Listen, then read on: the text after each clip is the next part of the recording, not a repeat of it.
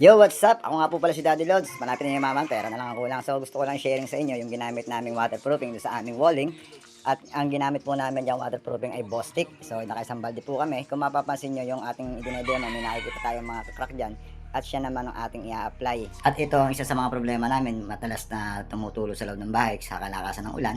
At hindi ko na nga po makapakita sa inyo yung ating actual na pagtimpla kasi nga medyo natabo na video na na-shave ko, hindi ko siya na-shave. Actually, na-delete ko siya. At ito ngayon, minimix ko na po yung at in-apply ko na nga po yung ating waterproofing gamit ang paintbrush na Detress, ang size. At kung mapagmamasdan nyo po ang aking video, mapapansin nyo po yung ating waterproofing na in-apply at pumapasok siya sa mga maliliit na butas. Yan pong waterproofing na yan ay parang may halo siyang goma o rubber. Isa sa mga makakatulong niya sa mga para tumalbog yung tubig. At dito ko lang din po na unawan at naintindihan ang kaibahan ng waterproofing sa basta pintura na lang. So ayan, ina-apply na nga po natin. Unti-unti na po natin tinatabunan yung mga krakos ng pagkatulo sa loob ng ating bahay. At dahilan din po maapektuhan yung pintura natin sa loob ng bahay. Unang-una, wala pang primer yung sa ating loob ng bahay. Kaya may posibilidad na magbakbak din yun. At syempre, gastos na naman si Mami Lods dyan. At sa mga bagay na natutunan ko kay Kuya Dario, shoutout kay Kuya Dario. At kitang-kita ko bawat galawan ni Kuya Dario, may mga bagay siyang ginagawa na talagang puro, hindi siya naghahalo ng tubig. Although naiintindihan ko naman yung ibang mga contractor na painter, may pagkakataon na talagang tinitipid nila para sila at kumita. Pero para sa akin, sa alang-alang nyo dapat yung mismong may-ari ng bahay, dapat maintindihan nyo at maawa kayo kasi ang unang-unang binabayad sa inyo ay tiwala. So kung magpapakasira lang kayo sa pera at sa tiwala,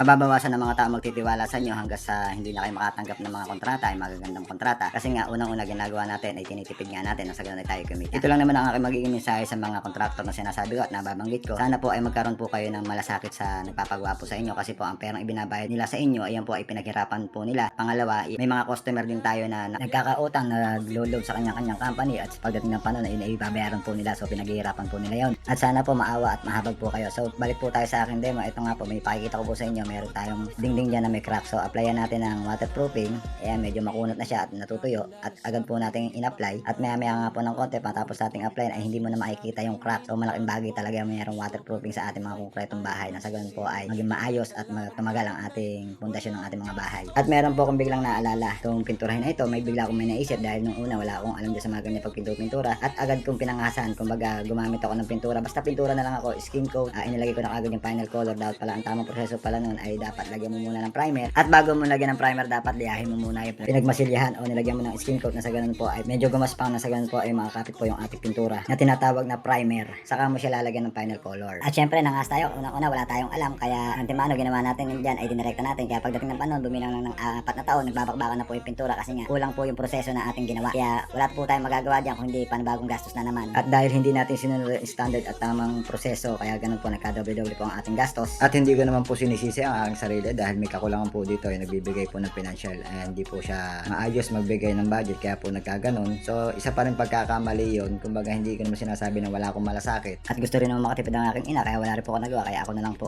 Ako na nangas na magpintura na sa ganun po ay hindi na po natin problemahin yung budget na gagastusin. Subalit kahit anong paliwanag ko dito sa video to talaga may pagkakamali po talaga tayo dyan. Dapat po talaga sumunod tayo sa proseso at standard. At matapos ko magpintura, explain ko ito. Then explain ko sa'yo ang waterproofing na sinasabi. Ito yung pinagamitan namin. So natuyo na siya. Ayan. Kung mapapansin mo at as you can see, rubber siya. Ayan.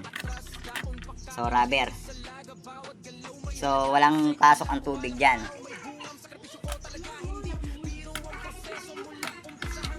Ito yung pinagamitan namin, yung ginamit naming materials sa walling. Ito din, isa to sa materials na gagamitin para dun sa CR nila. Ayun nga po, na-explain ko na nga po yung benefits ng waterproofing na ito. Kaya hanggang dito na lang po ang video. At ako pinagpapasalamat sa mga taong tumulong na natapos namin yung aming bahay. At syempre, ibang papasalamatan natin dyan si Kuya Dario na talaga nagmalasakit po siya sa pagmamayari ng aking ina.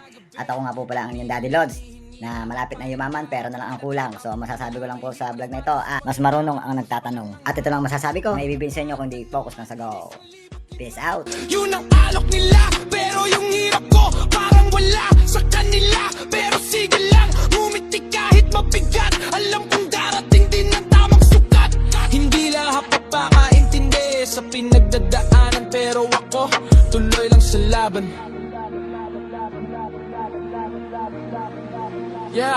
Yeah, ako si Dilo at sipag ang puhunan. Tiyaga ang sandigan, pangarap